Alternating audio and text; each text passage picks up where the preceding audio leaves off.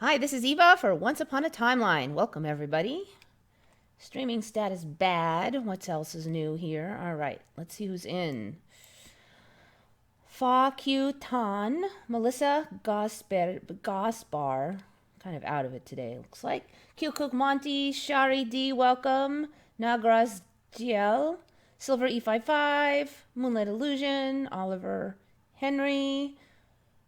I think that's everybody. Not too many people today compared to normal, anyways. Maybe some other people show up later. Okay, so what's going on? All right, this one I kind of stumbled on retconned. Somebody remembered an ME where C3PO had an antenna, and then he was saying, and now the antenna's gone again. And then we all looked, and then there's this other antenna that sticks out like that. Now this guy remembered it sticking out like this. The guy's name, his username was Robin underscore Rabbit, ROBBIN underscore RABBIT. So good find, Robin Rabbit. So he remembered an ME that the antenna stuck up. I remembered no such ME. I remembered some antennas and some weird stuff showing up on R2D2. So then we look, and now there's this funny antenna thing that it sticks forward. I also just don't remember this much crest material with like these dotted spacers and stuff in his head. And the face is a little bit different, but I can't quite define how. But I definitely don't remember an antenna there. So I was looking at the antenna. I'm like, okay, I don't remember that antenna sticking out. Then I look, and the heck is this? There's two like clavicle antennas. These stick up and they're out. I mean, they're not like glued down. They're actually, he's got two antennas that stick out like this off of his clavicle region here. And I looked and looked, and it's in every movie. I cannot find any images of C3PO without these freaking antennas here. You can't always see the head thing. A lot of times it's straight ahead, but they're always on there. They are always on there. I was just looking for more of them a minute ago. But if you look on the images, this one really shows it the best. You would think you could find a close-up of C3PO, but it's not that easy. But see, like this one, they're right here. Early ones when he was on Tatooine. See, these are the later ones when he has the red arm, but even the earliest ones, right there, two freaking chest antennas. That's a pretty weird place to have antennas. I don't know who came up with that plan in this timeline. This is a later one, but even all the earlier ones, he had them. Now, there's some of his earliest movies, he had other like bolts and stuff, but those were lower down. They weren't impacting these clavicle antennas at all. There's the evolution. See, the earliest one to the shiny later one, those antennas are there every time.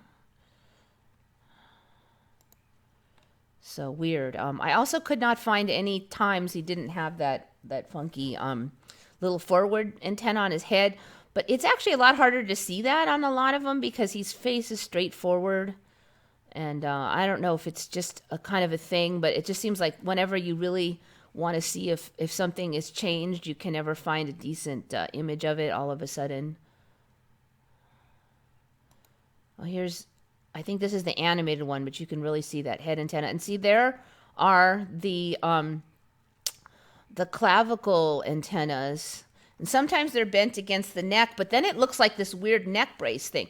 So when I first saw it, they were more bent against the neck. And I really don't quite remember the neck thing looking like a series of rings like this.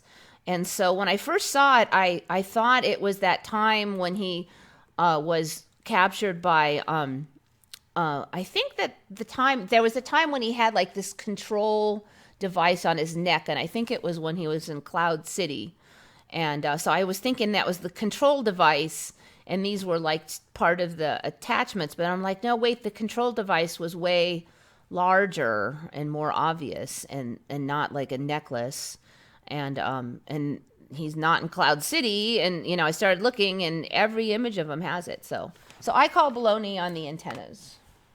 There's no C-3PO clavicle antennas. I especially call bull on those. I don't think that he had that forehead one for me, or the sacral crown one either, but definitely no chest antennas.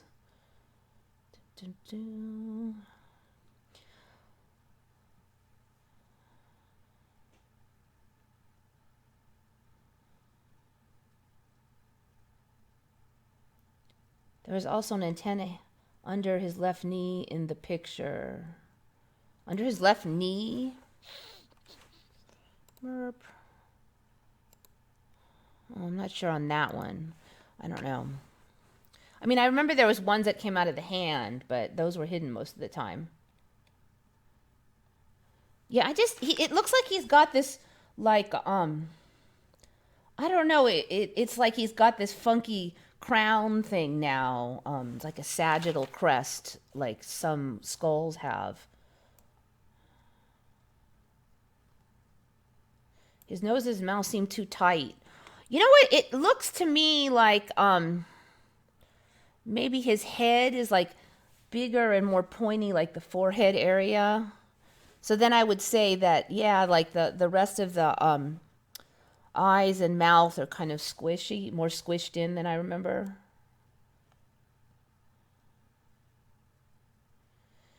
And Gaynor got here from her spider sense. Good job. I don't think I have any spiders for you, but I'm sure next week we'll probably have some.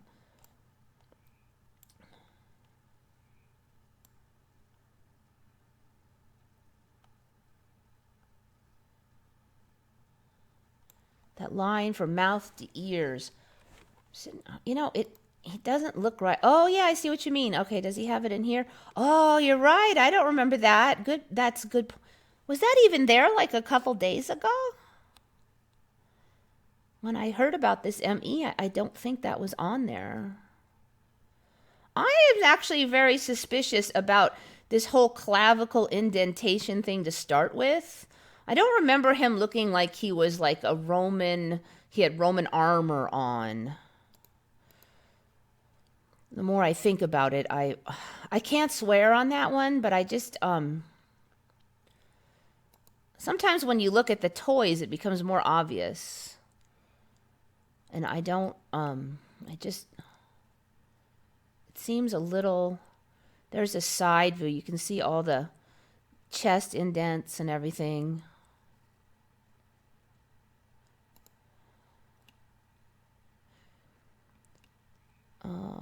Let's see if I can find another one. Yeah, look, yeah. I'm not even sure if that line was there even a few days ago when I was first looking this up. I don't remember that. Is it that shifty? Yeah, I totally agree with you that wasn't there. And I don't think that was there 3 days ago. Because I was looking at the mouth. Yeah, look at that. I was like really looking at the mouth a couple days ago. I just pretty much pulled up the images fast right before the show started today, so I wasn't really looking at it. See, there's how the chest is now, and I just don't remember it like that. The more I look, the weirder it is. There's one other one. I actually don't remember the way the back of his head is now either. Let me see if I can find that one. Somewhere in here it showed, I actually had a hard time finding many images of the back of the head, and I'm not sure how legit this one is, but that is definitely not how I remember it. But that's, I don't know. Let me see if I can find one that, there was another one that looked, where is that one? I just saw it earlier. Here. I do not remember it looking like that at all. There was like circle things, but they were smaller. It just looked different. I don't know how to describe it. I'm also kind of suspicious about the location of the circle things on the side of the head here. These ones looking like earrings. I don't remember them like that. They look like earrings now. See right there. I think there were some like more on the neck region or something. It wasn't like earrings looking. Cause they don't. I guess they would hold this bottom section on now. All right. Anyway, so yeah, weird. Okay. Now this next one is not technically an ME, but it might be related to MEs.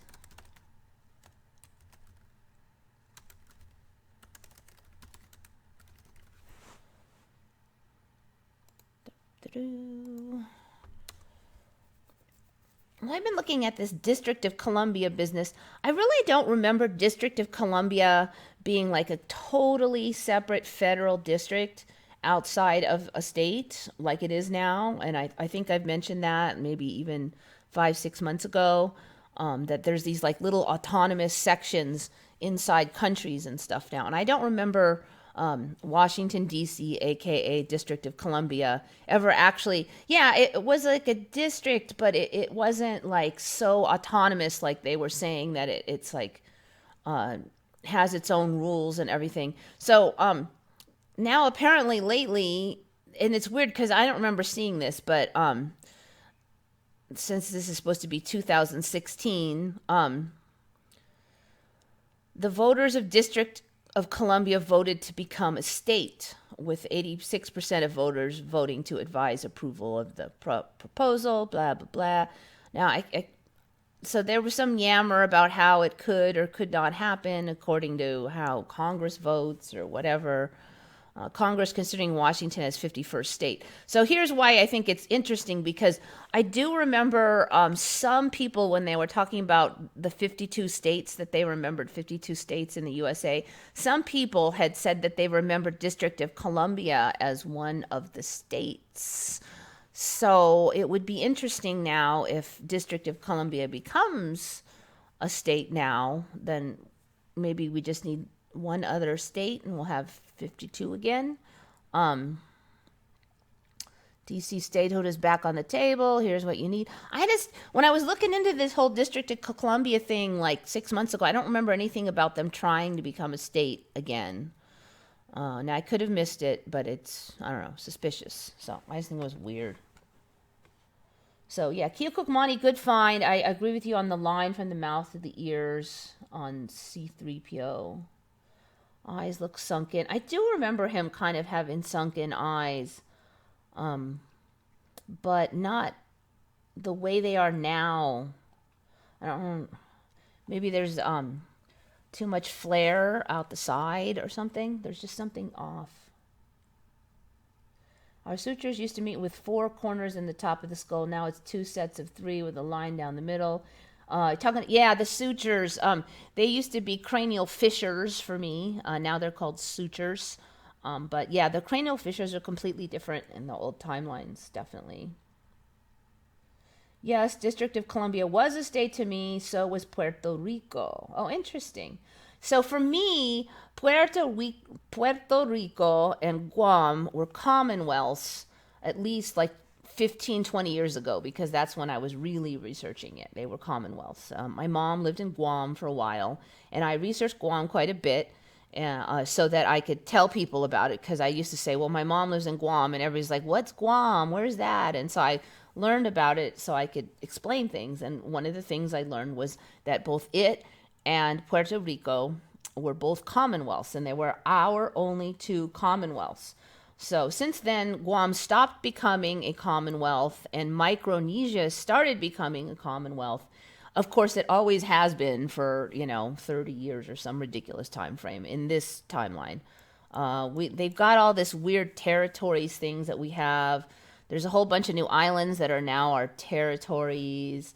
All kind of weird. So Puerto Rico is a Commonwealth still, but Guam is not. So yeah, I don't know. Puerto Rico, it would make sense. I've as we shift through timelines, I see different things about Puerto Rico wanting to become a state, not wanting to become a state, wanting to split off from the United States. Like every timeline, there's some kind of official vote where they said something different. So that one's kind of making me laugh too. I'm UK and we were always taught 52 states. Yeah, but what two are missing? Where's the other two states? That's the big question. The big question. So Oliver Henry remembers District of Columbia and Puerto Rico. So if you remember 52 states, what were the two missing states? I thought it was 52 with Alaska and Hawaii as last added states. Nyars. But what were the two we weren't? What is American? So, American Samoa, I was just looking at that. Speaking of territories, American Samoa. Oh God, I brought this up so many times, I couldn't remember if I'd even covered American Samoa. Territories. Just looking at that. Let's see if we can find the wiki. Because this keeps changing. And American Samoa, I don't remember that. I've never heard of it, basically, until just recently. Oh, yeah, no, it wasn't Micronesia that's the Commonwealth. I think, no, I think it's Micronesia. And then Marinara Islands, I think, are the territories. It's bad enough you got to learn this once. Now you got to learn like all these different versions and what it used to be and what it is now. Like it wasn't hard enough to know things before. All right. Blah, blah, blah. Where's our list of territories?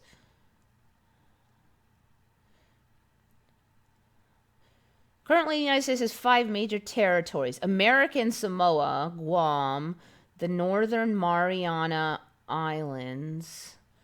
So even, but one of these, Puerto Rico is still a Commonwealth. So I guess they're counting it as a territory and a Commonwealth. The U.S. Virgin Islands. That was an ME that was much discussed when that big hurricane came through. People do not remember there being a U.S. Virgin Islands. I also don't remember American Samoa. Each territory is partially governing, blah, blah, blah. Let me just see what that is anyway. American Samoa. Oh, I think I spelled that wrong. Yeah. American Samoa. South Pacific Ocean.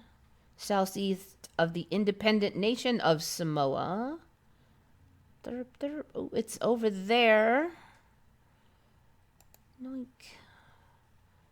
So it's here. That was kind of the area we were looking at with all those weird trench lines and stuff lately.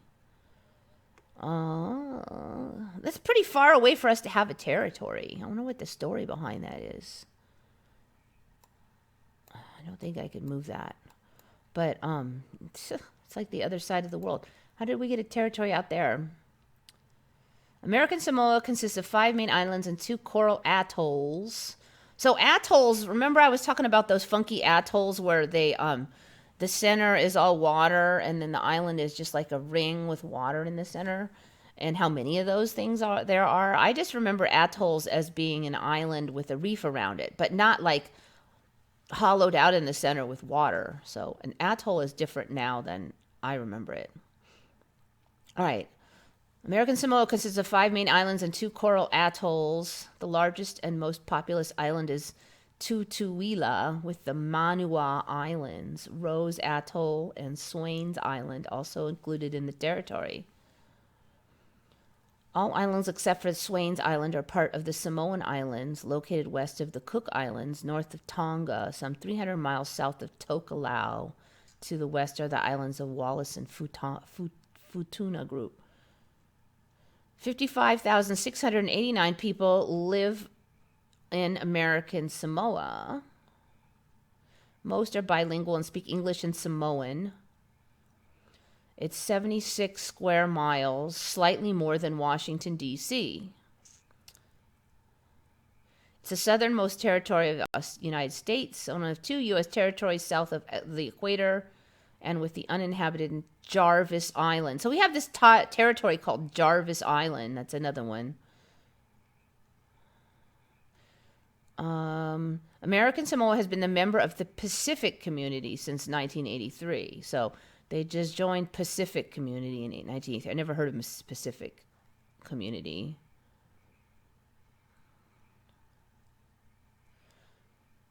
During the 1918 flu pandemic, Governor John Martin Poyer quarantined the territory, and because of his actions, American Samoa was one of the few places in the world where no flu-related deaths occur.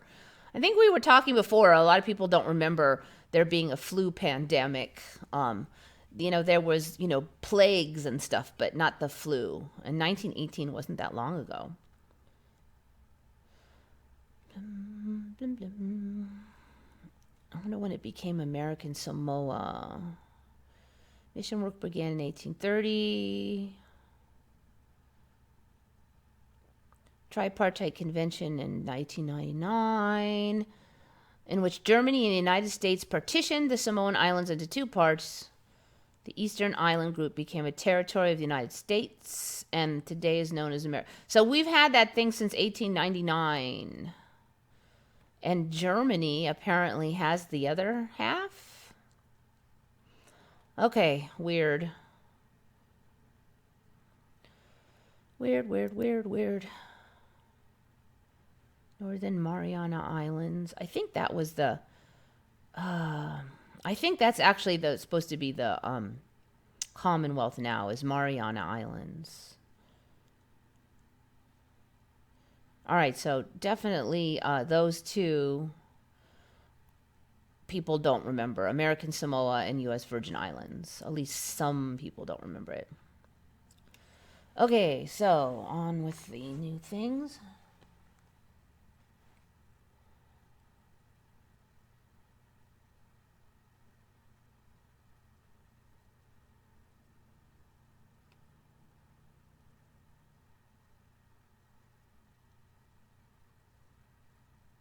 People remember Cincinnati as one of the states. Cincinnati. Huh. It does kind of have a statey sound to it or something. I don't know how to describe that. Like, maybe I thought it was a really long time ago. Cincinnati.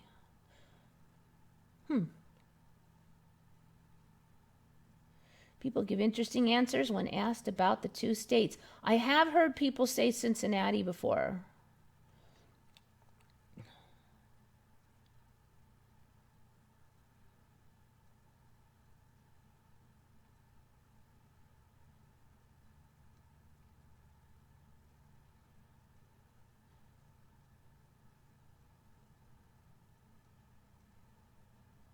I'm seeing more and more evidence supporting Cincinnati as a state. Yeah, I'm trying to rack my brains. It's like when I was 10, I thought it was a state or something, but I'm not sure on that one. Like it might have been like when I was really young before I really studied them. And of course, it'd be easy to just think maybe I didn't know better, but other cities I knew were cities like, I don't know. It's kind of a weird memory for me.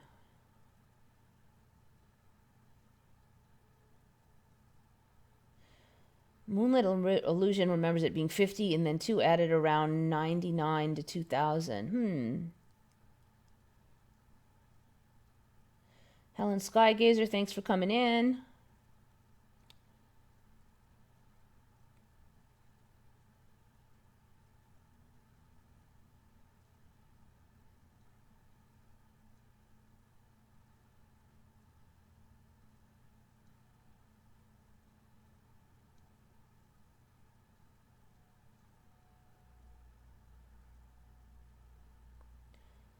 So Moonlit Illusion remembers there being a big to-do about the adding of the 2 new states. Interesting.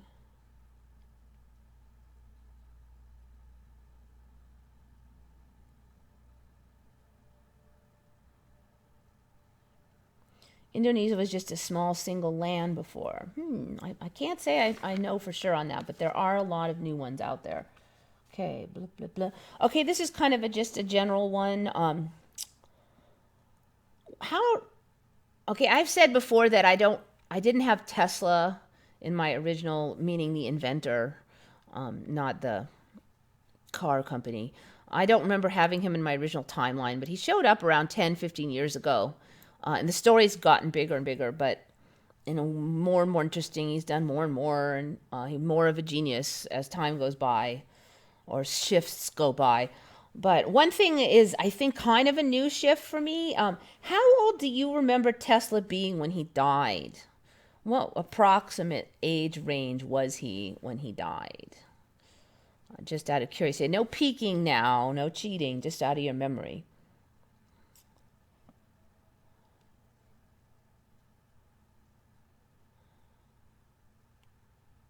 Dead GPK's in. Ocean Girl 4.1. Preliminal. Michael E. Welcome, everybody. So how old was Tesla in your memory? And don't say anything if you just heard recently, but like just generally in your memory, how old was he when he died? All right, and I'm going to start covering the next one.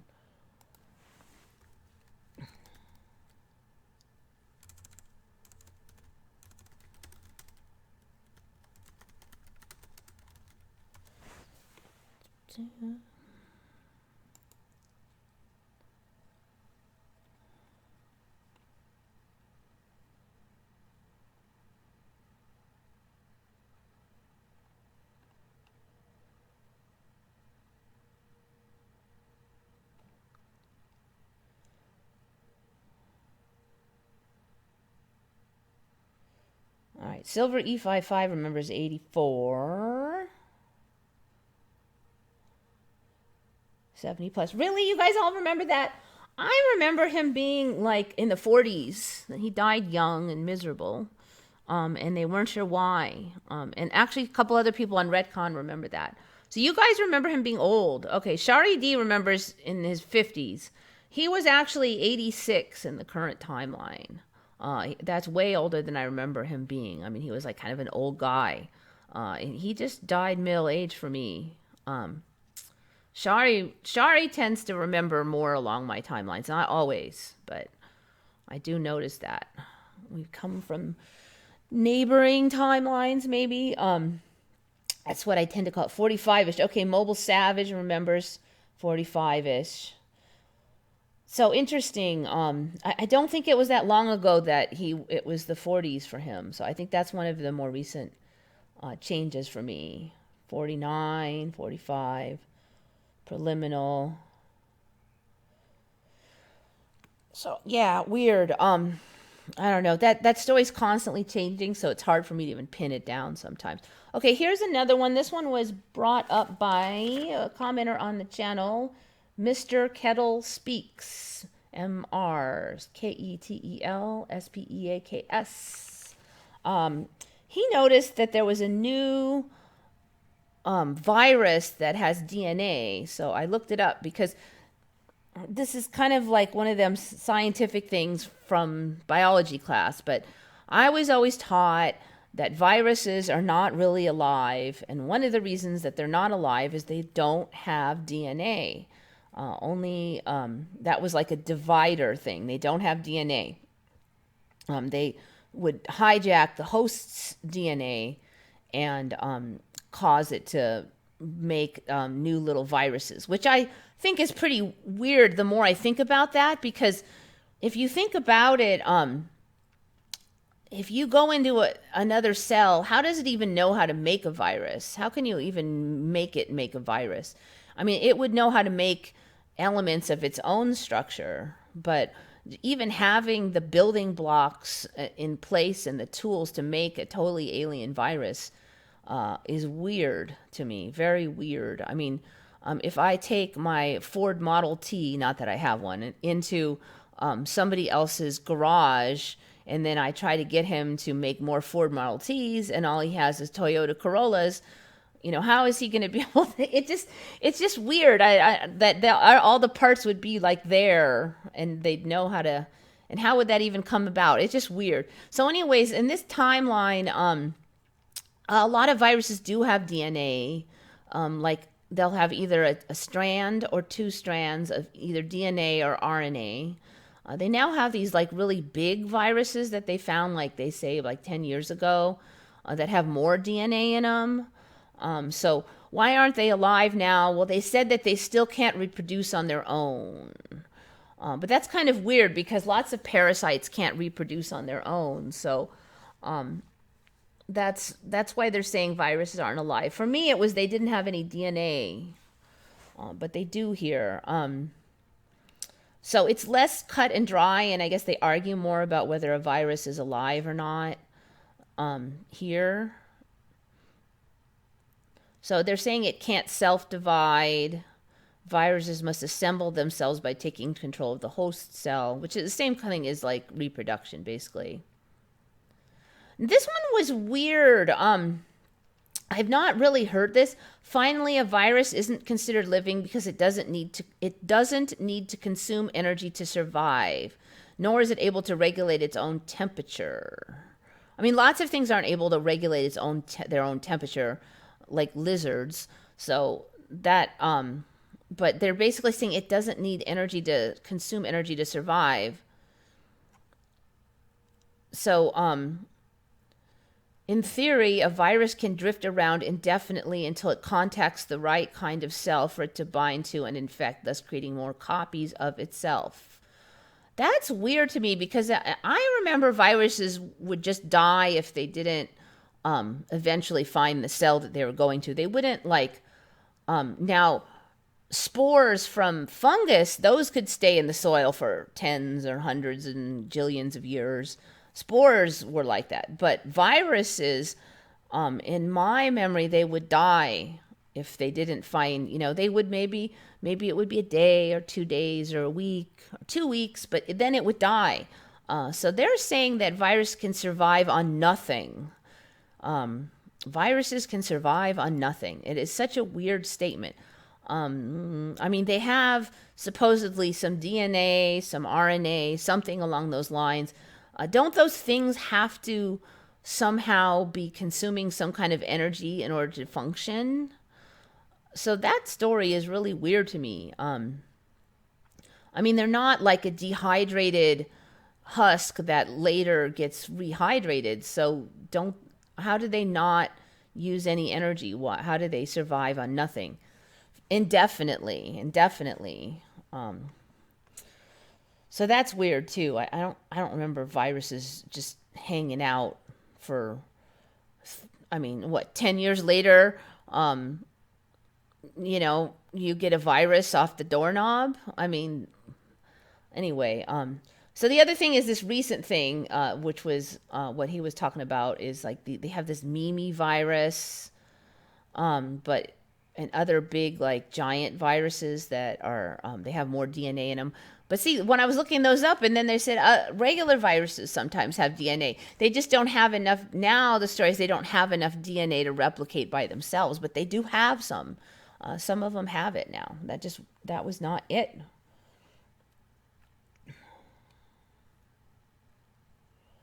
'40s. Okay, so we got two stretches of people, old man and 40s, for Tesla. So there's two timelines for you. Nobody seems to remember much about the viruses. Okay. This is another just kind of weird, out of the blue one. Somebody mentioned on Redcon, and that person goes by the username God is my conscious on Redcon. And this person just noticed, and this is something I noticed and just didn't think about. When was the last time you had goosebumps? So if you don't know what goosebumps is, it's when you get cold and then they say that your all the hair follicles kind of stick out. So when I say that, like, I used to look and I would see my skin was like, doop, doop, doop. It was bumpy from goosebumps. Sometimes I was cold or something. You could see the bumps.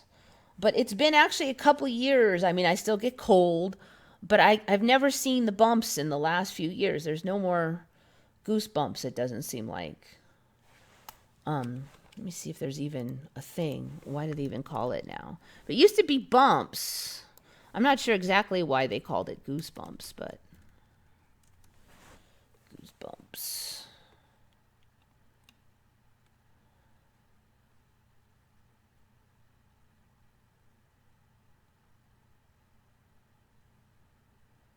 Goosebumps is a series of children's horror fiction novels. All right. Goosebumps. Dictionary. I'm going to die if it's not a thing anymore. Okay, there we go. That scared me for a minute. A state of the skin caused by cold, fear, or excitement in which small bumps appear on the surface as the hairs become erect. You see, I used to be able to see the bumps, and now I don't. I don't know if they're gone or or they're too small to see.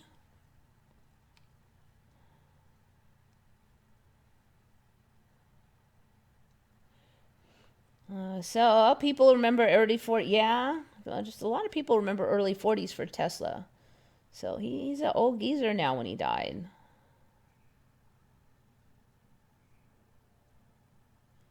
Wheel of Fortune Island, Bob's Island, Heather's Island. It's all the islands in South Carolina that are way inland that worry me a little. Bob's Island, Heather's Island, Wheel of Fortune Island. Yeah, I don't know South Carolina very well, but I do know that edge of the country over there has changed a lot.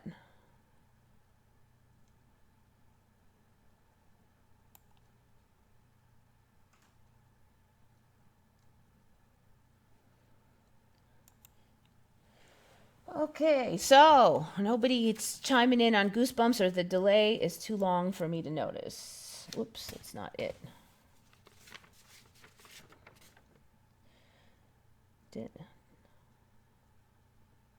No goosebumps for me for ages. Hadn't thought about it. I had goosebumps yesterday. So you look, Keokuk Montyham. So you looked and you saw them on your skin then?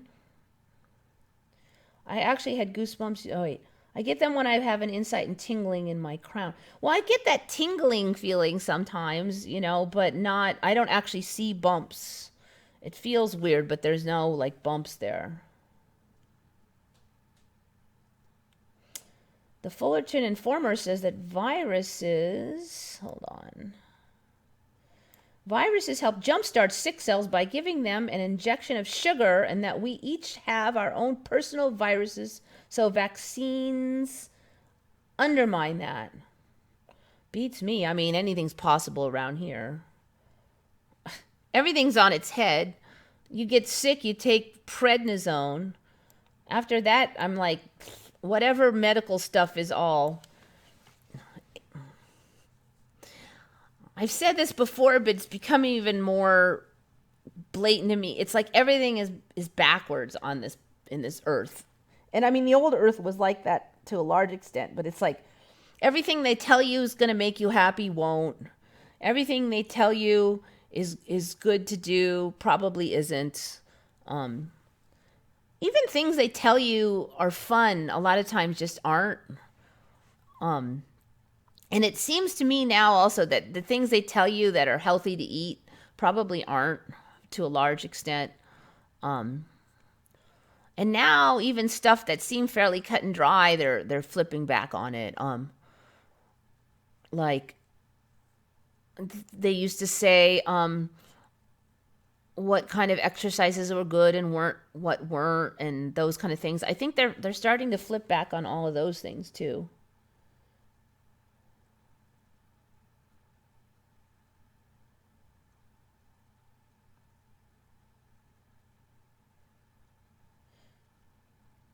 So when I say goosebumps, I mean not you got like a creepy tingly feeling. I mean you actually see bumps. You actually see the bumps. Not you think that they're on you, but you haven't looked. You have to see them or it doesn't count, because I definitely get like those feelings, like I would say it's like goosebumps, but if you look, there's none there.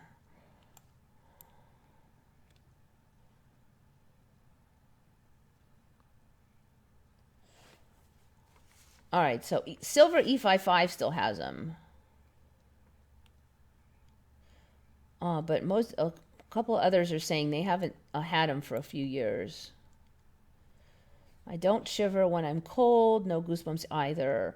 It's actually been a long time since I've shivered, come to think of it, too.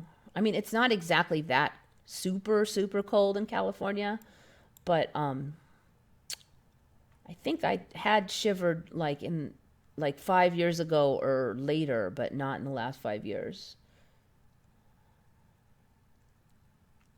I changed diet to ketogenics, LOL, all the fat you can eat, just no carbs.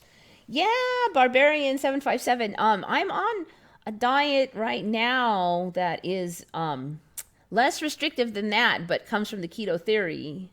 And I'm going to stay on it for a little while longer to just make sure I understand it, because it's a very new one. But it kind of goes by paleo. It's kind of a paleo offshoot. It's interesting. And I'm feeling a lot better on it. So I just want to make sure that it's not just some like lull in the shifts or something is why I feel better or whatever. So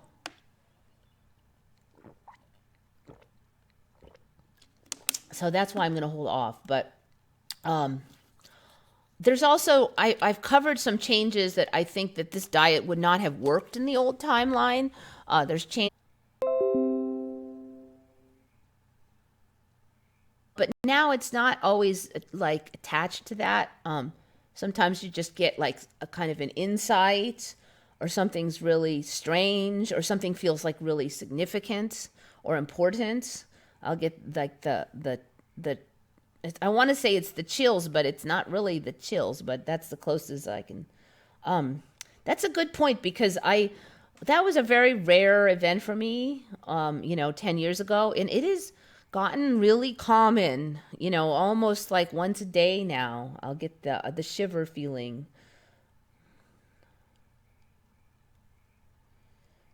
I recently shared on tape cartridges invented in 1958. Wasn't it those was that the ones where they used cartridges. They had an early form of GPS in like the 50s or something. So you could it was like a car navigation system using cartridges. It's ridiculous.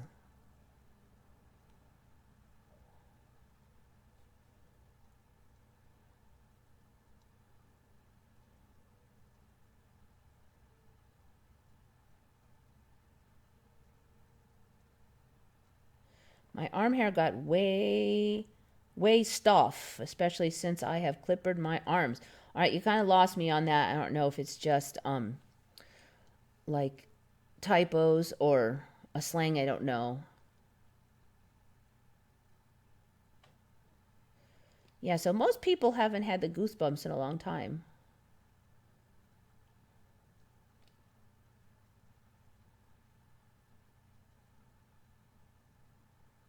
There's a lot more islands above Russia, and they're getting bigger. Yep. JFK was my big trigger.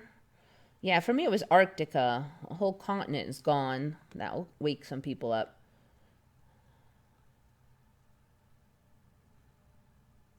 There are some diseases, disorders that I have started to share symptoms and whatnot, become much more similar.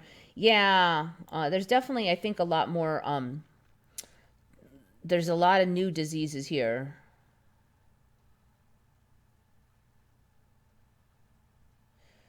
There's been a change with some disorders and whatnot that makes it possible for them to improve with diet, coming away from processed foods. Yep. The one thing I've kind of starting to really look at now is, what is it with processed foods? If there was just one or two things about the processing that is really the problem, I think a lot of people have kind of figured out that processed foods are a problem, but what exactly? I'm still going to hold off, but I'm looking at a couple specific things, because if it was just a few certain things, instead of like hundreds of things, if there was just a few things that you had to look out for healthy eating, that would make life a lot easier. a lot easier. But realistically, sooner or later, it'd be great if we could specifically know what the issue is, not just kind of some vague thing.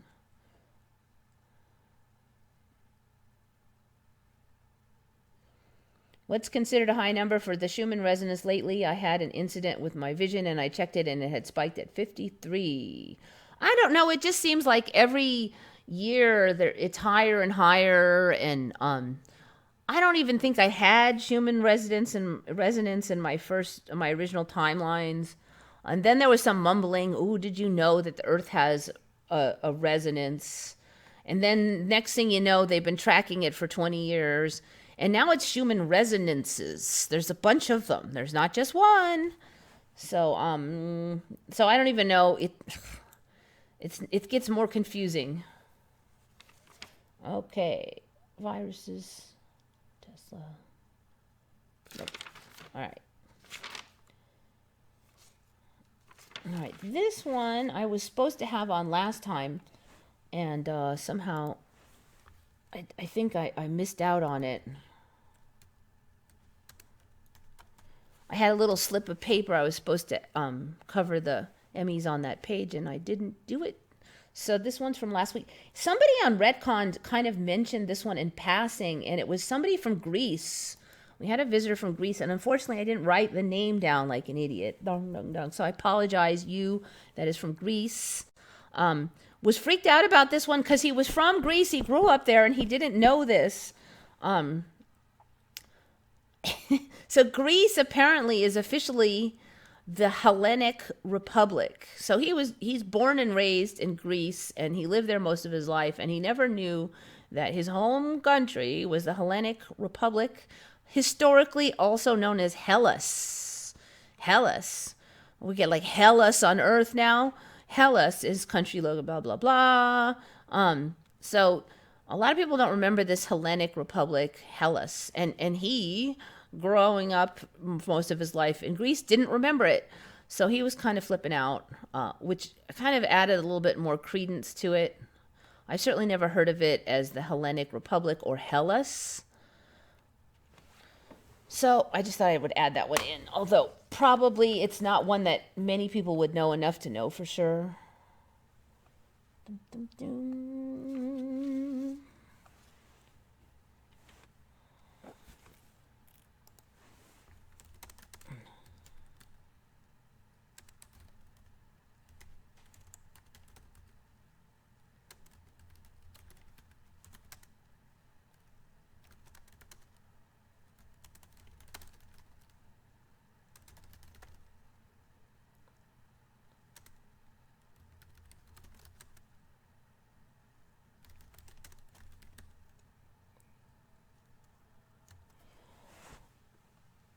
Okay, this is another weird one. The minute I hear of a little known or people didn't know about it or blah, blah, blah, I have to check now because I know this timeline is just chock full of millions of things that are strangely little known. Even before I knew of the ME, one thing that really struck me was how I came from a timeline when people wouldn't even talk about smoking marijuana because it was so frowned on and you were a drug addict, and they would not talk about it on the radio, or they wouldn't even joke about it. And within a span of several years, suddenly everybody smoked marijuana and it's not that big a deal. And I mean, the general public face of it changed so rapidly. I was actually quite surprised. And I live in a fairly conservative neighborhood, and all the radio show hosts are just ha joking about it all of a sudden, and the next thing you know, half the states have legalized it, and my head was like, I mean, I don't have really an issue with it, but I was just shocked at how fast it all happened. Then suddenly there was the CBD oil came kind of out of nowhere to me. Unfortunately, it doesn't really seem to have any effect on me. So suddenly now there's this. So there's apparently this disease called CHS, a little known condition affecting heavy users. There are a lot of heavy marijuana users. I mean, like daily users out there. I've never heard of this. With weed usage on the rise, doctors and advocates are warning about a little-known condition affecting heavy users of the drug. Is it even that much on the rise? There have long been many heavy users. Cannabinoid hypermesis syndrome causes severe abdominal pain, nausea, and cyclic vomiting among regular marijuana users and can lead to extreme dehydration and, in rare cases, death. It's very underdiagnosed. Patients show up to the ER an average of 7 times before they're diagnosed and have it for many years before it's diagnosed. So apparently you could go away and then come back if you smoke again. I was on my way to the ER. I think I had to stop 7 times on the way so that I could vomit. Okay, so then they went on and they were kind of saying like it's really not that uncommon among heavy users. A certain reasonably big percentage of heavy users probably have it, maybe milder forms. But the weirdest thing, which really makes this one kind of stink of new timeline, was supposedly it can be relieved by taking hot showers. So they suggest that you take hot showers if you feel real bad. So that was just strange. Let me see if I can find it on there. I have it written down on my little thing. That's how I know. Find. Okay. Do hot showers and baths help? Brian said yes. You have CHS. Patients typically discover that when they take a hot shower, the symptoms go away. They can spend 4 or 5, 6 hours a day in the hot shower. So if you ask a patient, do you smoke marijuana? Yes, I do. Do you take hot showers? Does that make it better? And if they have this, their eyes will light up and they'll go, hey, doc, you know what I have? You must know what I have. It's unclear exactly why hot showers offer temporary relief. Habush said that a specific receptor in the body's endocannabinoid system, the TRPV1 receptor found on the skin, is activated by hot showers and hot peppers. Hot showers and hot peppers. For some reason, turning on that receptor helps these patients feel better. Okay, so I don't know. There's probably a lot of marijuana smokers out there, so this is what we've got in current timeline.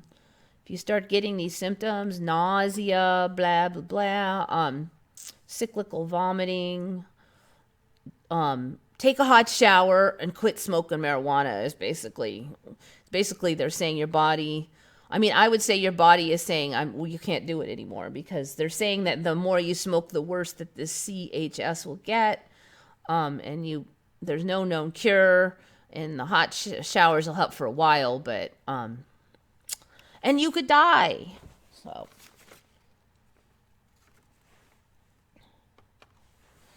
it has become very confusing these days to go for a so-called healthy diet. Everything seems so contradictory. I'm just wondering how much it's just timelines. You've got all these timelines. You've got the old timelines where certain things were true. I think the new timeline, other things are going to be true. You've got all this stuff stacked on top of itself. And there's probably is a lot of individual variation in it too. That's why I'm like, we really need to know what it is specifically in processed food. In the old, I used to think before the ME, I used to think that it was a miracle that we can eat all the crap we eat, because it had to be completely different than like our ancestors ate. Like, how did our bodies even develop fast enough to be able to eat all this weird crap that was not around even 50 years ago? But now, with the ME, I'm like, well, the body can, morph just like by magic. So now I'm like, oh, it's totally doable, but only by, the magic of the Mandela effect.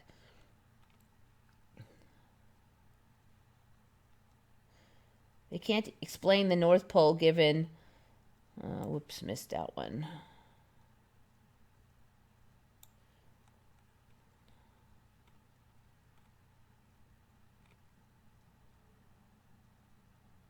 Corsica is huge. Sardinia, yeah, they're both huge. The changes keep freaking me out, but yet I don't get goosebumps.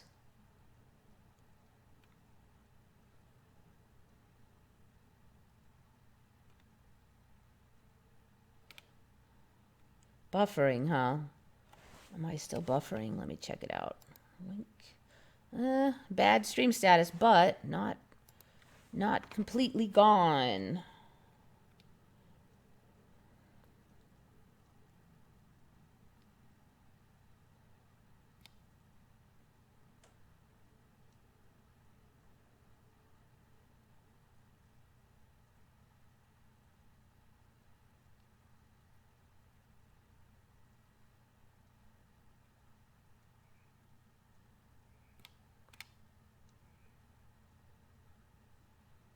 Schumann resonance came with ME for me. Yeah.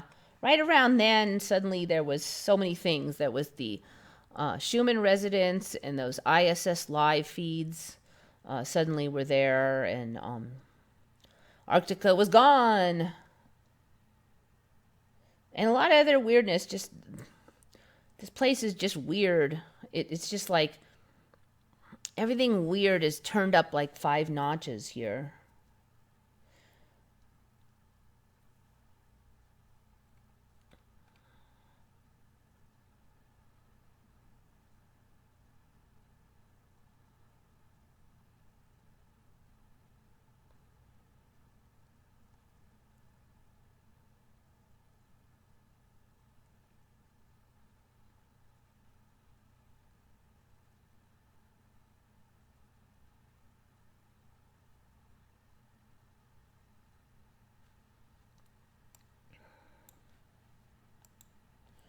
All right, so where are we here? Oh, okay, it's a thumbnail. We've covered this enough times, but there's more. I think it was, what was it? The badger and the fox hunted together last week. So this week we've got a sighting of a brown bear and a wolf who were hanging out together. And that image on the thumbnail is them. And it was just, I just loved it. It was a very iconic image. This is them. I don't remember bears having a big floppy chin like that. I'm kind of laughing at this bear. I really don't remember. Was it a wolf? No, brown. Yeah, it's a wolf. Okay. This look here with the shaggy mane and the shorter hair on this wolf. I'm suspicious about that. Are they getting long hair? I don't know. Wolves, I just can't. There's so many kinds of them now, and they all look so weird. Used to be just one kind. So anyway, this wolf's looking weird to me, but photography in the wilderness of northern Finland has captured something amazing. A young gray wolf and brown bear working cooperatively to hunt prey. Wolves and bears have been age-old enemies since both species share the same space. However, 56-year-old Lasse Ruthian said he found at least 2 individuals on friendly terms. So I guess these guys are hanging out together, playing and hunting together, and blah blah blah. So again, we're more of this weird species mixing. I've seen even more stories lately of wild animals coming up to humans, being all friendly. They've got all kinds of excuses. The wild animal had a virus. It needed help with something. That one's the weirdest one. Like, this wild animal would be, I'll just go to this arch enemy and ask them to help me out. So like, oh, I've got a jar stuck on my head. Surely this dangerous, terrifying, scary enemy human will help me out. I'll go ask them. But apparently that's the storyline. All these things. It was thirsty. That's a big one lately. Oh, it was so thirsty it ran right up to humans and climbed right up their leg and then climbed right over onto their arm and then slurped water out of the glass that they were holding. You know, just weird crap like that. That's how thirsty they were. You know what? In my old timeline, it did not matter how freaking thirsty. They were not going to go up to the dangerous predator enemy and get killed, because thirst was better than being killed. So, and in this timeline now, if animals are thirsty, they'll go right up to humans. there's always some reason now why some animal was, they just went right up. Different animals all the time. They're starting with the more friendly ones like koalas and stuff, but those things they didn't used to climb up humans to get water. They would bite your butt. Oh, anyway, in this timeline, a lot of animals like people.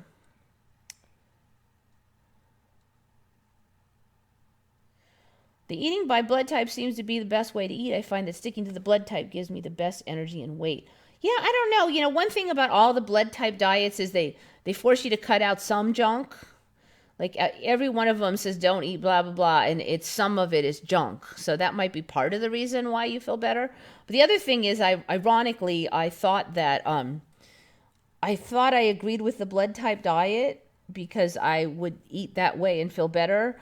And then I found out that I didn't know my real blood type, and I actually had a different blood type. So much for that, you know. And it was some other blood type that wasn't the way that made me feel really good. So I don't know. But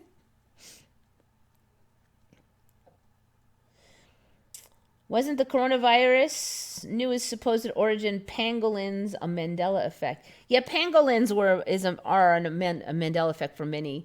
I think they were saying that the pangolins were like a carrier of it that helped it spread, that they weren't the actual origin. I don't know. So many viruses can jump through so many animals here. It used to be kind of rare that a virus could get into many animals, but here apparently they can jump through all these animals and then land on humans.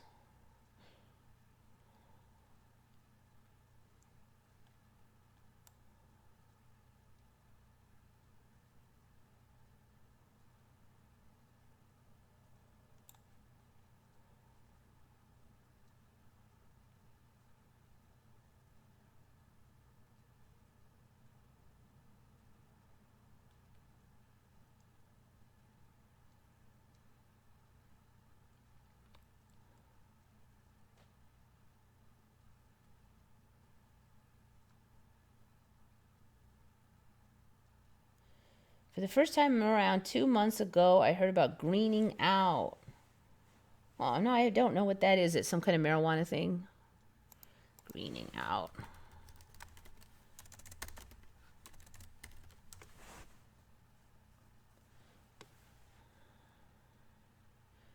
Is a term used to describe a situation where a person feels sick after smoking cannabis. They go pale, turning green or white, and start to sweat. They feel dizzy, nauseous, and they may even start vomiting. Oh, interesting. Okay, so it's kind of like this CHS thing. Interesting. Yeah, I've never heard of anybody getting sick. There was some people felt paranoid. I mean, I went to college and like half the planet smoked there, and I've never once ever heard of anybody getting sick or seen it. So interesting. So this might be, cannabis is kind of taken over in popularity, but this might be the pushback where this is going to, certain people now won't be able to smoke because it's like their body is going, nope. So I find that interesting. There is now going to be a storyline that will force some people off of marijuana, and I would guess it's probably because it's not right for them anymore at some point. The physical manifestation of a spiritual situation would be my guess. Okay, so blah, blah, blah. Okay, this one. I've covered this one a bit, but I'm going to cover it more. Images, because I'm looking at, I have covered this one before because, you know, I'm not like, you know, black belt in karate or anything, but I've taken martial arts and I know the basics.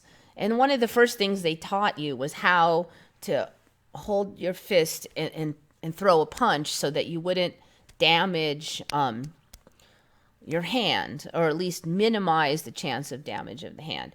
And in my old timeline, they would teach you to line up your arm so you aren't like this or anything. You want everything straight.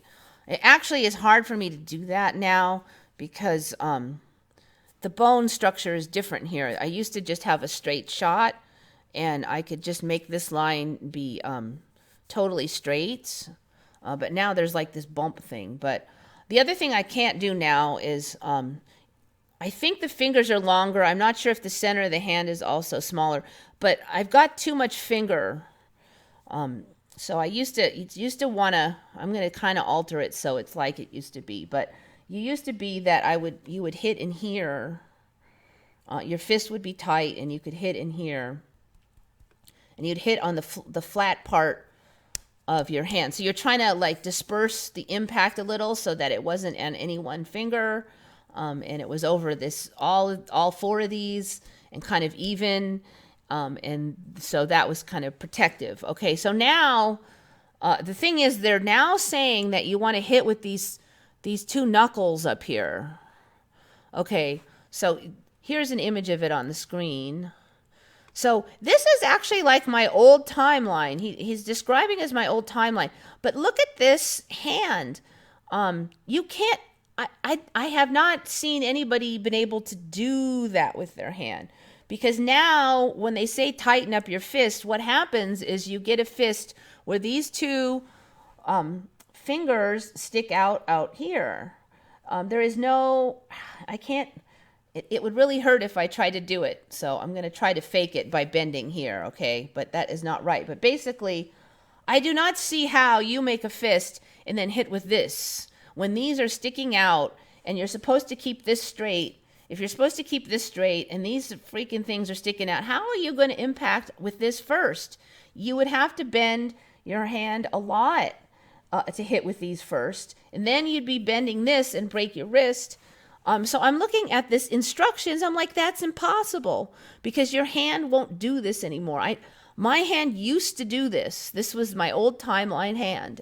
And then I would hit with the flat here. But now this is the new timeline, hit with these knuckles. How in the hell are you going to hit with these knuckles when these freaking fingers are sticking out front?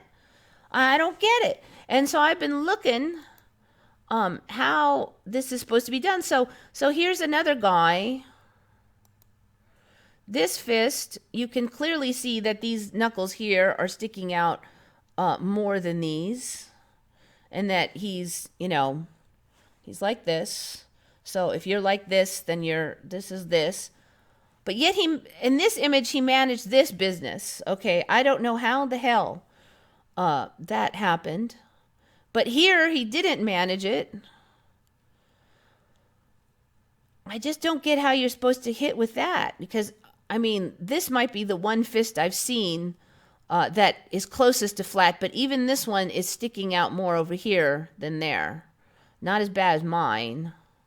This one looks totally different than that one. I don't know why. So you're supposed to hit with this part, yet this part sticking out first. How are you going to accomplish that? And I can't find anybody even addressing it. Look at this image. Look at this image. You're supposed to hit with this part first. And how are you going to not hit that first when you're supposed to hit with that? Not with that. And this makes no sense. I don't get this.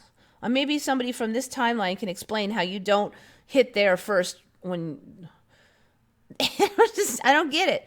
So you're supposed to hit with these two knuckles now, not the flat of the hand. Okay, but how do you get those knuckles to be the first to impact? I don't see it. Like even this image, they're saying hit here, but it really looks like these ones are the ones that are hitting first over here. Now maybe if, even with the bag, it would be hard. Now if you have like a very narrow area you're hitting, maybe you can just have these hang out the side and only hit right there. But realistically, even a punching bag that's swaying around, you're going to hit on here a lot.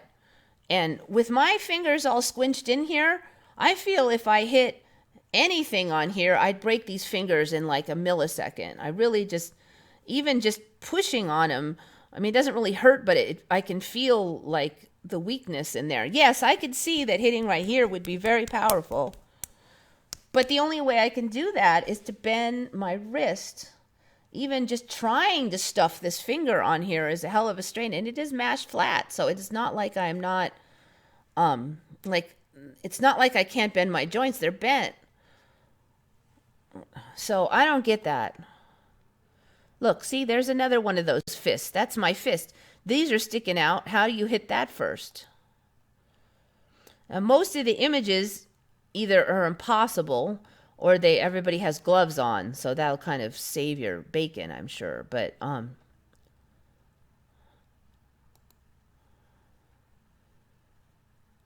so that one doesn't even make sense. It looks like he's punching with his pinky.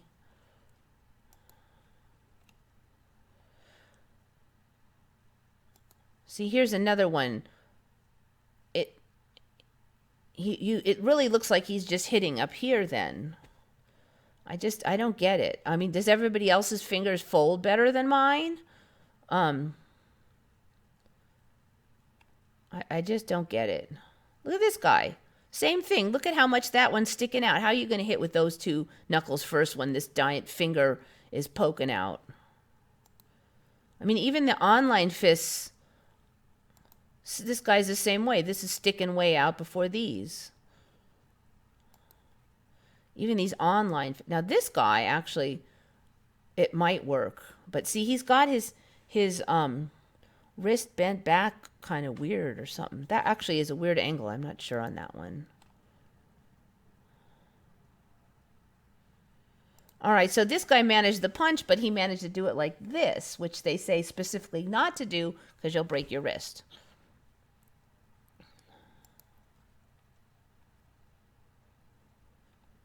And the boxers you can't see because they have those gloves on. Anyway, I just don't get it. It makes no sense. I have not been able to find any explanation.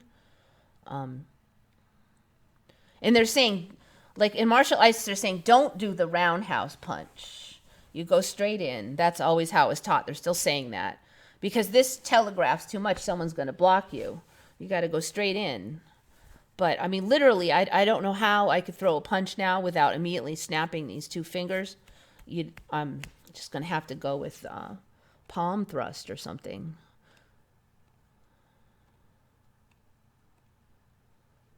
See, here's another one.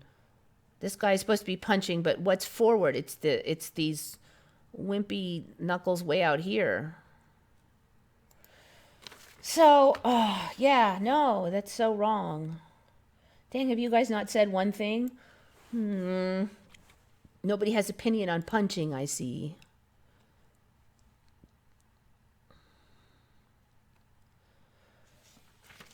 Have I ever punched anybody? I mean, just in sparring, but they had pads on and stuff. I don't think have I ever actually punched anybody? I had a few fights. I must have punched some body shots or something. I remember hitting people with the elbow and kicking a lot. This is why I resort to slapping. Okay. So apparently this computer is not updating anything.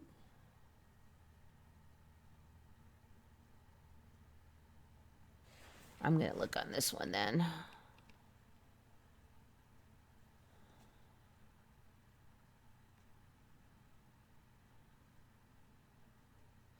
And the lion will lie down with the lamb. I mean the wolf. Yeah, I'm sure it'll happen. They had that was actually one I was looking at just like an hour ago. There was a story a few years ago about this lioness that adopted a baby antelope. And I revisited that. And now and this is totally was not the story 3 years ago. But the story now is that she was just kind of licking it for a while. But she was probably going to eat it, and then she dragged it off into the bushes, and nobody ever knew what happened to it. So now the story is not really that she adopted this baby antelope. It's that they think that she was bringing it to, like, her kittens to eat or something.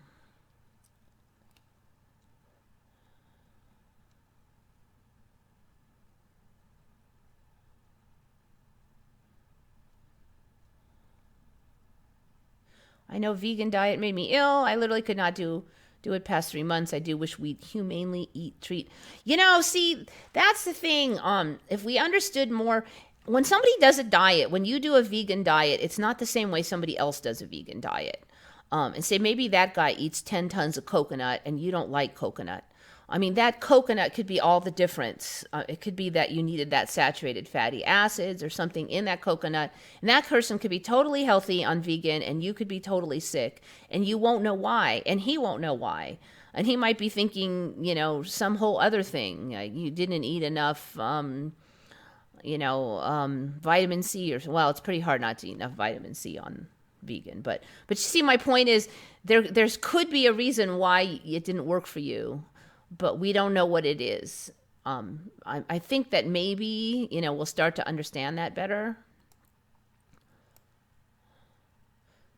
And I'm not sure. I mean, maybe it'll turn out that vegan diet is not good for humans. I don't know. But I'm just saying, there's quite possibly an explanation behind it if we knew exactly what we needed to do. And that's the other thing. It might be different for everybody.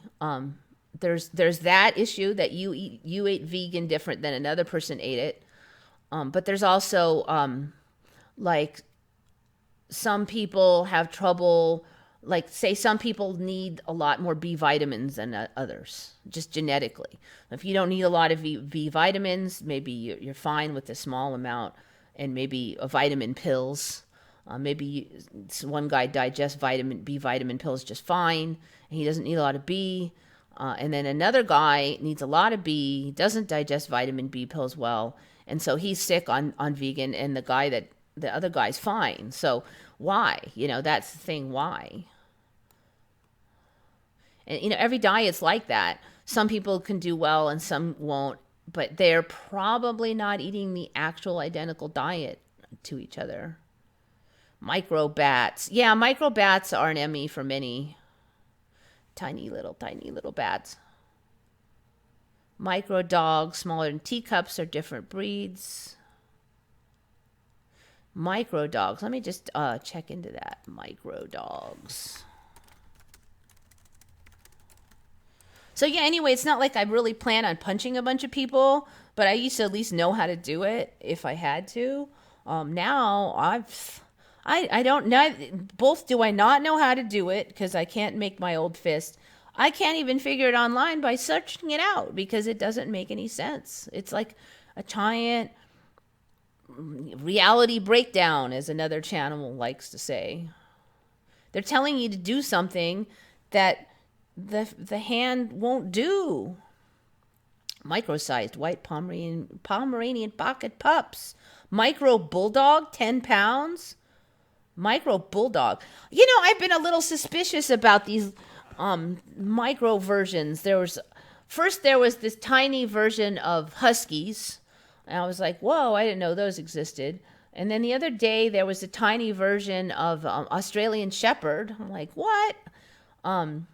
They weren't micro, but I mean, there's all these suddenly tiny versions of everything. Never buy a tea.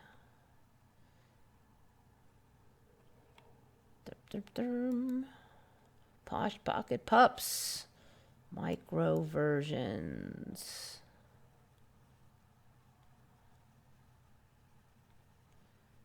I did not know of any micro bulldog, though, I'll have to say. I'm not sure how small that is, but I'm a little suspicious. All right, maybe I'll just get some images here and get an idea of what we're dealing with.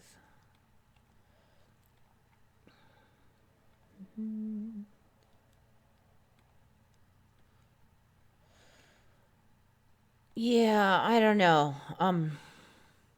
There certainly could be that I didn't know about all these, but there just seems to be an awful lot of them lately. On just kind of suddenly. And they've all supposedly been around a long time. And I have covered in the past that there's been some changes in the canines, the natives and the available canines in Korea, because that was one area that I had studied their dog lineages rather extensively, and there are a number of new lineages, and some of the things that were true about some of them have changed. So there are definitely changes in the canine dog breeds. The only ones I can really strongly speak for are the Korean ones, but I think it's reasonable to suspect that there are additional ones beyond that. I can't smoke much anymore. I don't know, marijuana's never really agreed with me. I'm more of like a stimulant person.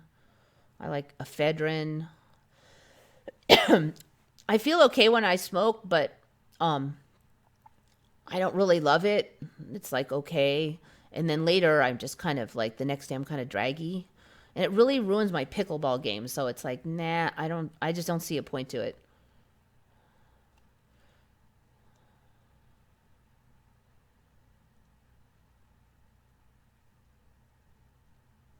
Back when I first started to see changes with the animals, I must admit I was worried about things like viruses changing, there being new plagues.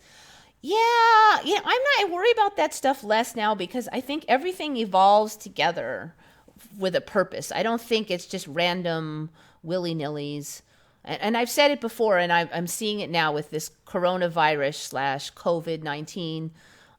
Every virus is scarier than the one before, yet they all fizzle. And personally, I don't find COVID-19 to be as scary as Ebola. Anyways, Ebola looks way worse.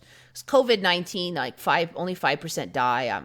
I feel like I'll be in the 95%. I'll kick its butt if I got it. But again, it just, there's been swine flu and bird flu and Ebola and AIDS, and now it's COVID-19, and they all fizzle. It's just like the latest episode of the pandemic drama. Micro and mini pigs are not real, but remember them being real. Mini pigs. What did you call those? They were miniature pigs. Yeah, they are a breed that's extra small. They're just not as small as you think they are. Was the story, because they would show you, oh yeah, the Vietnamese potbelly pigs. They would show you the baby pigs, and people would assume that was their full size. But those Vietnamese potbelly pigs would still get to be like 70 pounds or something. So they'd be like a medium-sized dog that was really fat, basically. So they exist, but they're not super mini.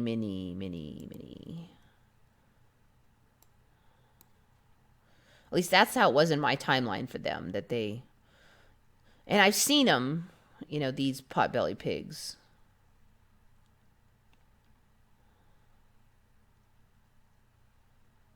Yeah, the index finger. This one and these two, the very two you're supposed to be punching with the knuckle with, stick out too far for the knuckle to hit first.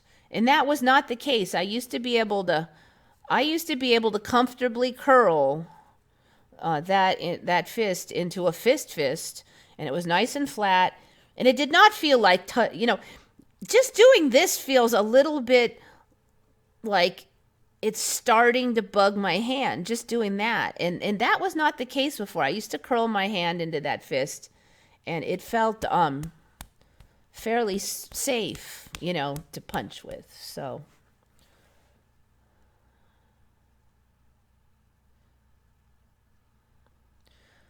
I remember a fighting style that kind of popped up into reality for a while back that used soft fish, a loosely held fist that was supposed to act like a car bumper. Yeah, I don't know. I kind of vaguely remember something about that. But most of the places are saying if you don't make a tight fist, you'll break your hand. So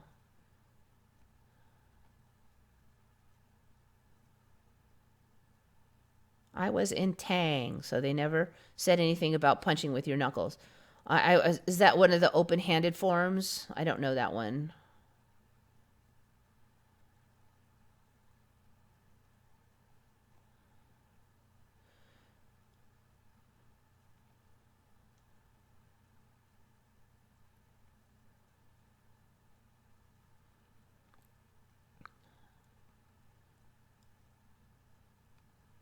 This is when we resort to slapping. Meow. They're suggesting if you don't know what you're doing, hit like this, like a hammer fist. This is pretty safe. The other thing you do is like just hit like right here. Do like a palm thrust. So hammer fist. But I would suggest that you aim for like someplace that hurts. I mean, you know, like some spot on the face or on the throat or something. Because you just hammer fist on the chest or something that you're not going to make much progress.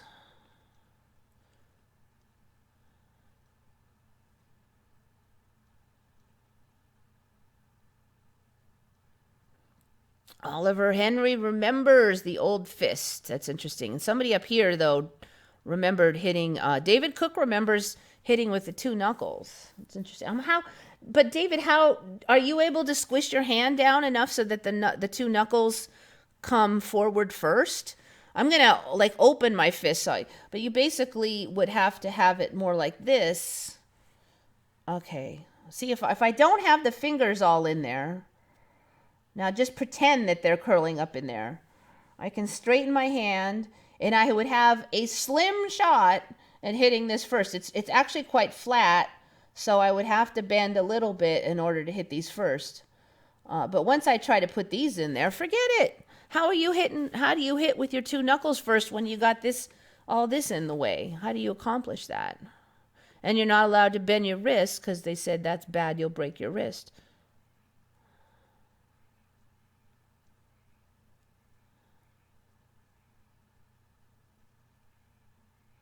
You have to open up the first two fingers so they aren't balled up. So you're hitting it like that. Even then, it's hard. But see, now online, everybody is saying you have to make a tight fist.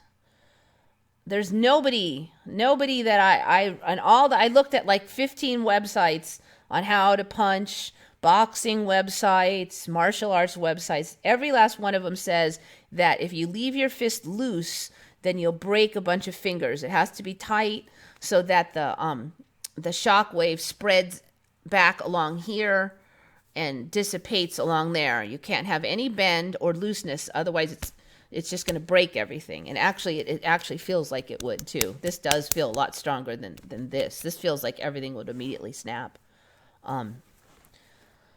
Yeah, no, I don't know. I don't get it. Just loosening it immediately makes it feel like I'll break something. That's interesting. Yeah, see, I can't find anywhere glowings me anywhere that said to loosen those fingers.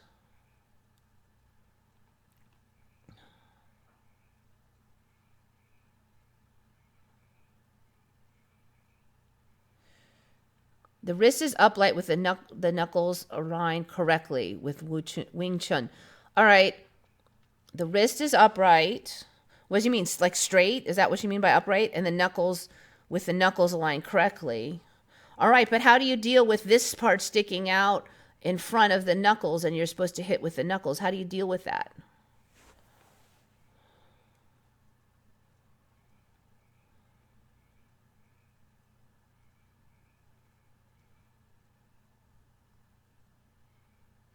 Maybe that's why the thinker stopped making a fist. He could not close it properly anymore. That is a good point. That is a good point. It is not nearly as comfortable as it once was. You just can't do it. All right, so the story then, according to Humbled and Faithful, is that these will get out of the way so that these will hit. All right, so here's my fist. I would have to crush this all the way down here. I just don't see how possibly it really feels like these are close to damage, just pushing hard on them, to be honest with you. And I used to be able to do this, and I'm pretty sure that my fingers shouldn't normally grow longer. I have a better shot now. Once I straighten out my wrist, though, forget it. I actually have a better shot with this wimpy hand that never does anything.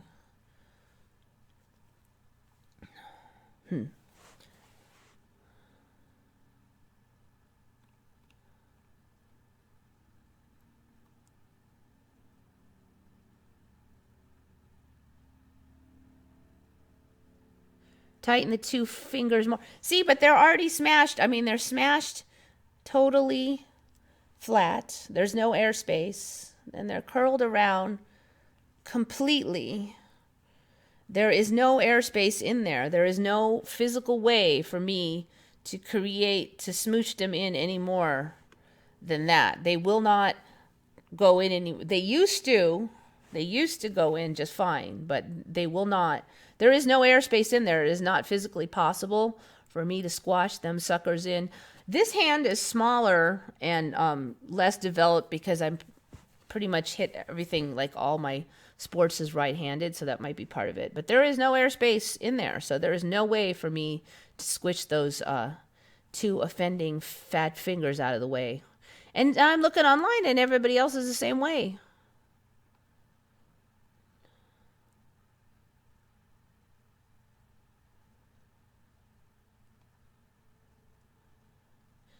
Past 90 minutes. Anyways, I think these days I'm just going to go head for some palm thrusts if I get in trouble. The older I get, the more I'm protective of my fingers. All right. Okay.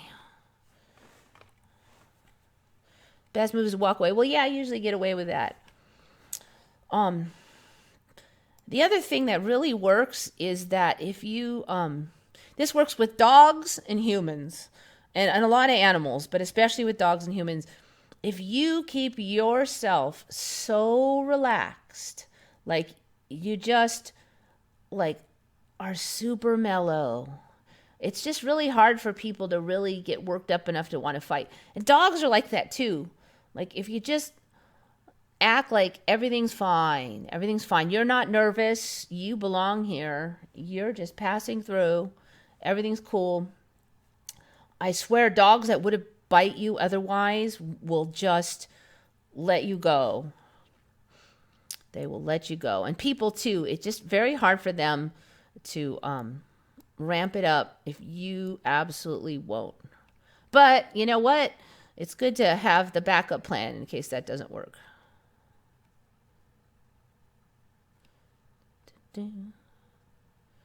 Well, anyways, so David Cook apparently knows the new timeline spiel on the fists, because I sure as hell didn't, because that's not how we taught. I took karate. I took taekwondo and I took judo. There's not a lot of punching in judo, but there is a lot of punching in taekwondo. But, you know, like I said, I used to be able to do the fists that they required. The hands changed a lot. The thumb is not the problem, but these fingers are longer than they used to be. My daughter's feet shrunk a 6. Nope, mine have not changed much. They're wider.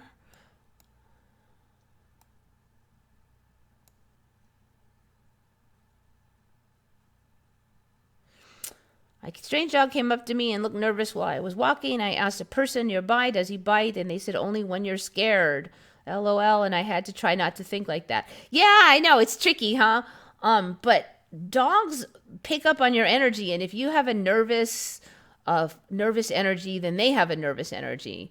And then if they have a nervous energy is like associated with fighting. So you're bringing them to that level. The other thing is if you run, that triggers either fight or flight instinct. So you don't want to do that either. But dogs are funny that way. And so if you have a super mellow, laid back dog, it'll get a lot less fights than if you have a bouncy, stressed out, hyper dog, because all that energy stresses out the other dogs.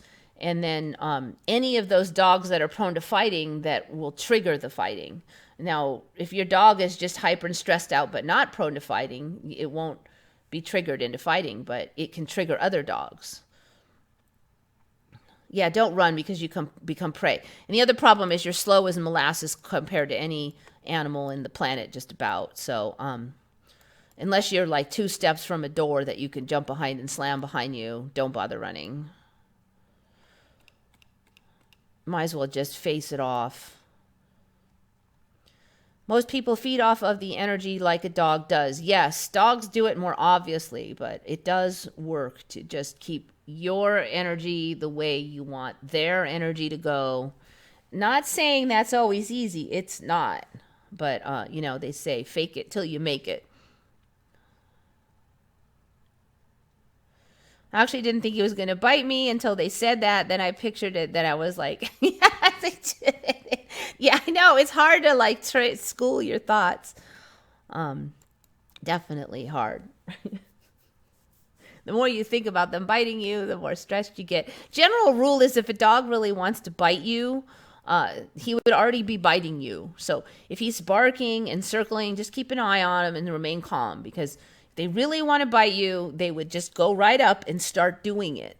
They would be on their way to biting you, and they would be clamping down on you before you even really had time to wonder if they're going to bite you.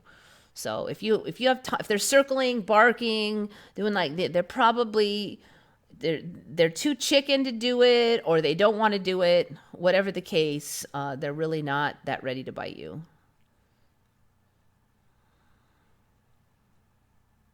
Dogs will run up on you and bite. Yeah, but usually that happens so fast you don't even have time to think about whether it's going to bite you. If you have time to think about it, it's not going to do it. You could probably trigger it by running and stuff and fripping out, but... Okay, so anyway, now that we've got the important issue of punching, let's go to tiger. Doink, doink, doink, doink. Okay. Looking at our little buddies, the tigers. And see if I get a big view. Can I make a big view? No, that would be too convenient. You could probably see it though. There's hardly any stripes around the front feet now. It's like all the stripes are over here. So this shoulder and these feet are suddenly quite barren of stripes on the little tigers. It seems to be fairly common suddenly. I do remember, I mean, it's kind of blatant. It's another image. Where's all his stripies? This foot looks naked, stripeless naked. I've talked before about, I don't remember all that white, like all up over their eyebrow and stuff. And I think it's encroaching quite powerfully on the chins there. But just now I'm seeing a giant lack of stripes on the shoulder and the front leg. It just looks weird. It's pretty universally like that. All right, so the real guys here. See, none there, none there. I've never seen that before. That's fairly new. Where are their stripes going? And then it's all like packed up down here. It's like it's all fallen down their back or something. It looks so wrong. I don't know what coloration style we're going to get next. The coloration ones are kind of exciting for me because, you know, nothing really gets harmed no matter which way the colors go. But I can't figure out what's going on with the colors on this guy. I mean, I guess I'm assuming that there's an end product or some kind of direction that this is going to head. Are they going to have stripes on only half? What's it going to do here with this lack of stripies? See, look at this guy. He's got almost nothing. That's not helpful at all. The most interesting ones, of course.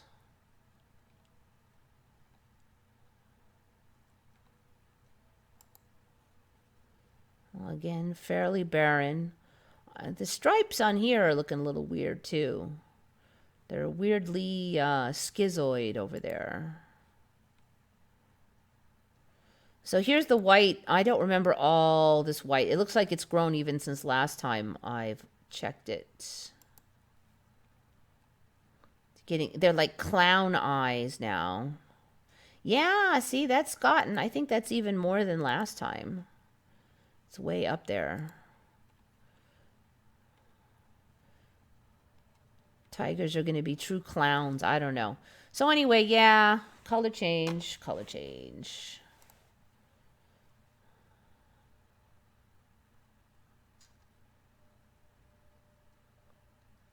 Have you seen turtles running? Yeah, that was on. I've had those skittering turtles. Turtles are not slow in this timeline. They skitter.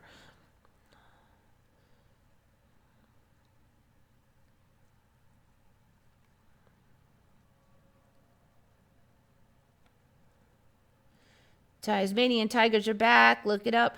Yeah, there's been a lot of sightings. I've actually covered that. So there's been some changes in the Tasmanian devil. The Tasmanian tiger from just looking at the old footage has changed. Mouths are wider, for me anyway.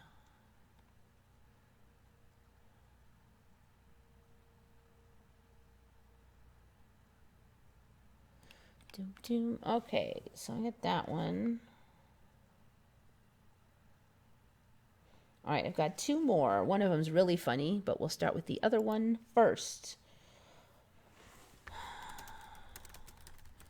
All right, so in my old timeline, there was one kind of rabies that a number of animals could get. And it was mostly like dogs and people. And then they started talking about bats can be carriers and this and that and everything can be carriers. Let's see if this is the right one. All right, let's go for this one. So there's this weird kind of pseudo division in rabies right now. That's totally new for me. So they're kind of saying that the rabies alters to be more like its carrier. And so they're kind of dividing rabies up into different types of rabies, but not yet quite. I think we're in like mid-split on the rabies types. So they're declaring the U.S. canine rabies free. For the last several decades, state and local public authorities, blah, blah, have been... the elimination of canine rabies in the United States represents one major health... Okay, so what's weird, though, is they're still saying dogs can get other kinds of rabies. So it's not really clear why we would even care if dogs are clear of canine rabies when they're not specifically exactly saying it's a different rabies than other breeds, and dogs can still get all the rabies of the other breeds. It's weird right now with the rabies. I guess I'm just trying to say. The elimination of dog-to-dog transmission of rabies does not mean that people in the U.S. can stop vaccinating their pets against rabies. Rabies is ever present in wildlife and can be transmitted to dogs or other pets. We need to stay vigilant. See, it doesn't make any sense to me. Who cares if canine rabies is gone if they can still get rabies from any other animal? They're trying to say that like canine rabies is different, yet not that different.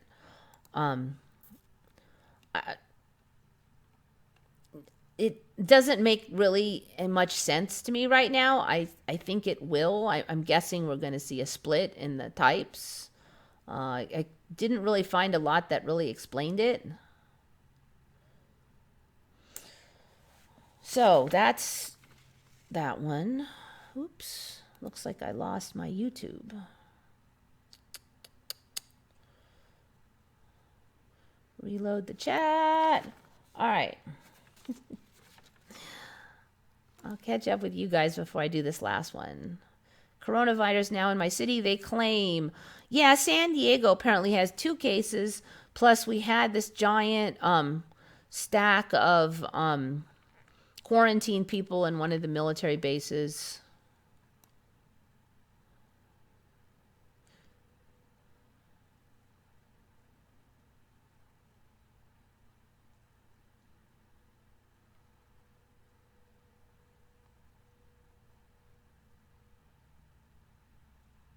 Scott Harrison is here. He's lurking. Oh, I see how he is. He's probably like not even watching, because just because you have it running doesn't mean you're actually paying attention. Need inputs in. Welcome. Take huge amount of vitamin C. I've actually been doing really good lately on paying attention to my vitamin C consumption by eating like at least 1 or 2 oranges a day. I've been feeling a lot better. And I don't think I needed vitamin C like I do now. Still on my magnesium, but I do suggest, I don't know if vitamin C is going to be more of a thing in this timeline or what, but. Okay, so the last, which I've saved, is one of the more weird ones. Now, we've seen the turtles that breathe through their butt. So apparently now there are a number of fish that pee through their skin. And it's most of the sharks. I first saw it from this... Wait, not there.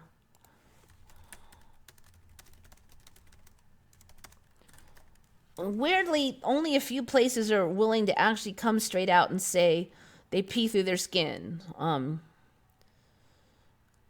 So instead of saying that, they're saying a shark deteriorates the urea in their blood, immediately begins to break down into ammonia, which then gets absorbed in the flesh and expelled through the skin of the animal.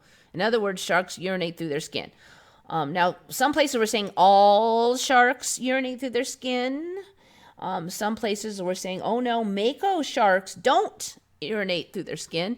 Also, skates and all those shark family ones, it looks like most or all of those urinate through their skin. Dogfish, and all the cartilaginous fish. And some people were saying swordfish, but I could not find a lot of info on if swordfish really do it. I suspect we're going to see more and more creatures that do this. One of the bad things about apparently every fish that does this is they taste bad because they taste like damn pee because their skin is full of pee. So then they have all this elaborate soaking and stuff you have to do to get the damn pee taste out of them. So I've never heard of sharks tasting like pee, but apparently they totally do in this timeline. But some are saying that mako shark does not taste like pee because they do not pee through their skin. And so that's why mako sharks taste way better than a lot of other sharks, which I've never heard either. This whole story is like, blah, blah, blah, blah, blah. I've never heard any of this stuff. So yeah, a bunch of fish now pee through their skin. This almost seems like really a backward evolution to me. But, so ew. And, they recycle toxic ammonia to keep their skin moist. Their pee is basically ammonia, so. Keeps the fish from drying out in salty seawater. Since when do fish have to worry about drying out in salty seawater? So is that the story now? They have to pee through their skin so they don't dry out while they're in the ocean? Only this timeline will say that fish have to pee through their skin so that they won't dry out when they're in the freaking ocean. Anyway, so that's the last one for tonight. Kind of a moderate number of them. I just talked a lot. So, I see. We can go and look it up. Do mako sharks urinate through their skin? I think those are the guys. Are one of the few predators tuna have, because they are one of the few that can keep up. Are also one of the few sharks with a urinary tract, so they don't pee through their skin. Do sharks have a urinary tract? Unlike other vertebrates, sharks have a skeletal structure of cartilage, urea and trimethylamine in their blood and tissues help to maintain their osmotic balance. They are without the usual urinary tract, so they concentrate urea in their blood. So these guys also that pee through their skin apparently do not have swim bladders because they don't have bladders. So I don't know. I guess how do they? Like most fish have like kind of like these bladders that help them control their depth in the water, but I guess sharks don't. Was the impression I was getting.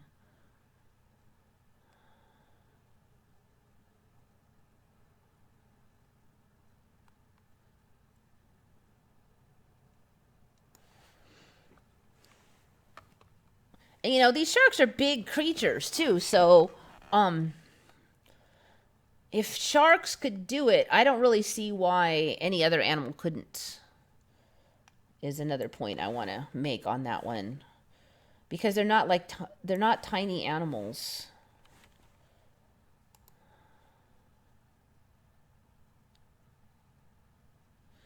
Has anybody noticed that pet bunnies can now be trained to do a mini steeplechase jumping course? That might be a very specific ME that a lot of people probably have not specifically tested. Animals in general are getting smarter, though. I think we can probably agree on that trend. Mako shark is a Sagittarius residual shark. Yeah, but some of the others are too, and they still pee through their skin. But you don't eat the dark part of the shark meat. Not sure why.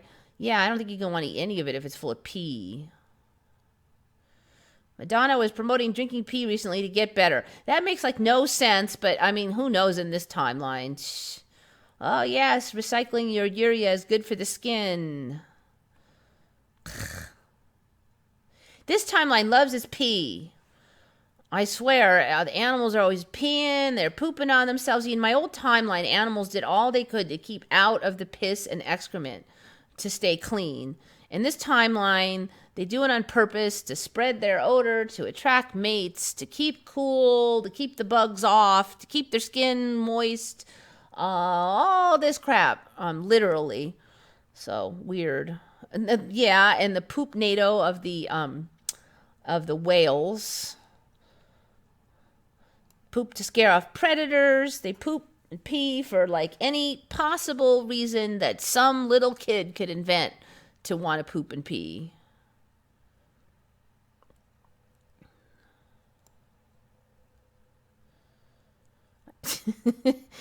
Need input? You just go ahead and try it on your own and then let us know if it works. And definitely do a video on it.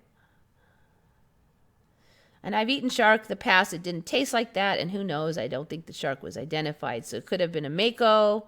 Yeah, I guess.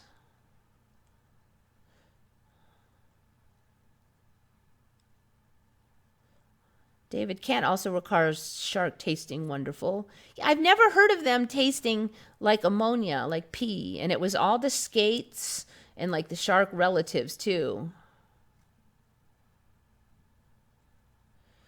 I mean, it's not quite as weird as the breathing through your butt like those turtles were doing, but still, this timeline just does love its grossness.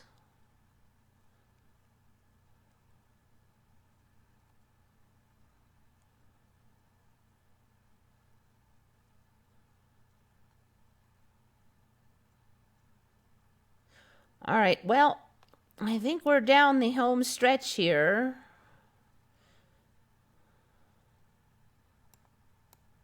I think it's about time for me to hit it.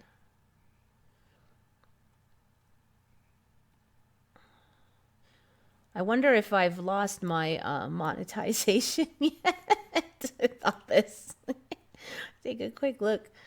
How many times can you say P and still have your monetization? Oh, it's still there. Okay, P must be allowed. I didn't show any fleshy looking fish, and P apparently is not enough to lose your monetization. All right, anyways, it's about time for me to shove on off, I think. I got done in 2 hours today. It's a miracle. Maybe I'll get to bed at slightly reasonable hour. So anyways, you guys came up with a lot of good stuff as usual. So thank you so much. Thank you for coming. And think good thoughts, everyone. This is Eva signing off for Once Upon a Timeline.